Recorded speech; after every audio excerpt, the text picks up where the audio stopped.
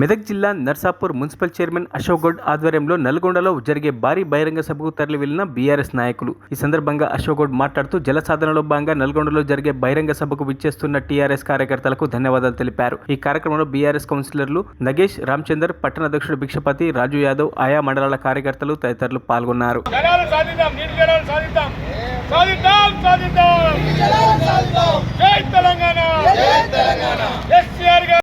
నల్గొండలో ప్రభుత్వం బహిరంగ సభ మన కేసీఆర్ గారి ఆధ్వర్యంలో జరుగుతున్న పిలుపు మేరకు మన జల సాధన పోరాట యుద్ధంలో మన నల్గొండ పట్టణంలో జరుగుతున్న ఈ సభకు మరి లక్షలాది మందిగా విచ్చేస్తున్న తెలంగాణ ప్రజలు, తెలంగాణ టీఆర్ఎస్ నాయకులు పెద్ద ఎత్తున జరుగుతున్న ఈ పోరాటం మన జల సాధన ఉద్యమంలో భాగంగా మరి కేసీఆర్ గారు ఒక నెల తర్వాత ఈరోజే బయటకు వస్తున్న క్షణంలో మరి భారీ స్థాయిలో బహిరంగ సభ ఏర్పాటు చేయడం జరిగింది.